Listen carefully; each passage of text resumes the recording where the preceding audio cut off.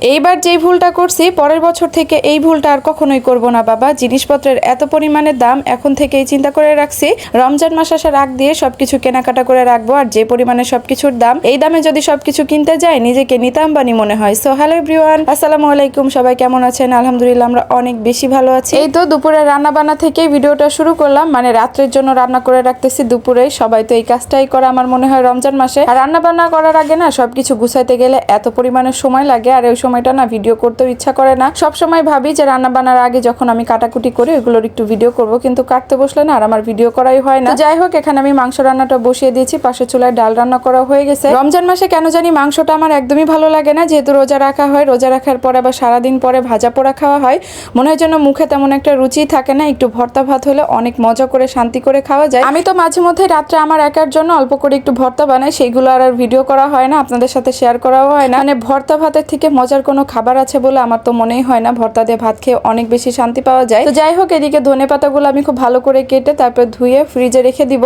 এভাবে করে আমি সবসময় ধনে পাতাগুলো ফ্রিজে রেখে দিই। এখন এই তো ইফতারির জন্য পেঁয়াজগুলো ভেজে নিব। রোজার আগে আমি পেঁয়াজু বানানোর জন্য কয়েক রকমের ডাল দিয়ে পেঁয়াজু মিক্স বানাই রাখছিলাম, সেই জন্য ইফতারির আগে আমার বাটাবাটি তেমন কোনো ঝামেলা করতে হয় না। ডালগুলো এভাবে ভিজিয়ে রাখি আগে থেকে, তারপর পেঁয়াজ আর যা যা মশলা লাগে সবকিছু দিয়ে খুব ভালো করে ভেজে নিই। আর এটা খেতেও কিন্তু অনেক বেশি মজা হয়। এদিকে এক চুলায় পেঁয়াজু ভাজা হচ্ছে, আর এইদিকে আমি চিকেন পপকর্ন বানানোর জন্য চিকেনটাকে খুব ভালো করে ম্যারিনেট করে রাখবো।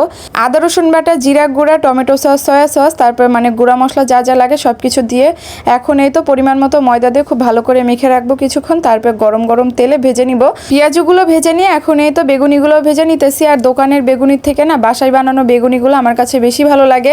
আমার কাছে কেন জানি মনে হয় দোকানে যে বেগুনিগুলো বানায় ভেতরে কেমন বেসনগুলো কাঁচা কাঁচা থাকে, তেমন একটা মজা লাগে না। কিছুদিন পর থেকেই তো এই জিনিসগুলো অনেক বেশি মিস করব। এই যে ইফতারি বানানো, সাহারি করা, এগুলো তো অনেক বেশি মিস করবো। আবার একটা বছরের জন্য অপেক্ষা করতে হবে। রমজান মাসের এই জিনিসটা কিন্তু অনেক বেশি ভালো লাগে, ইফতারি বানানো আর পরিবারের সবাই মিলে বসে একসাথে ইফতারি করা, এই জিনিসটা অনেক বেশি ভালো লাগে আমার কাছে। ইফতারি করেই চলে গিয়েছিলাম মার্কেটে, ঈদ বলে কথা, কেনাকাটা তো করতেই হবে আমাদের। যদিও কম বেশি কেনাকাটা সব শেষ, তবে আপুরা আসছে কেনাকাটা করতে, তো আপুদের সাথেই গেছিলাম। আর এইবার ভাইরে ভাই, কাপড় চোপড়ের এত পরিমাণে দাম, মানে ডাবলের থেকে ডাবল দাম চাই। দামাদামি করেও তো মানে পোষায় না, এত পরিমাণে দাম চাই, মানে নিজেরা দাম বলতেও তো লজ্জা লাগে, তারপরে বাধ্য হয়ে এই দামেই কিনে আনতে হয়। মানে দামাদামি করতেও কেন জানি শরম লাগে যে কতটুকু দাম বলবো, এত পরিমাণে দাম চাই, আকাশ ছোঁয়া দাম চাই।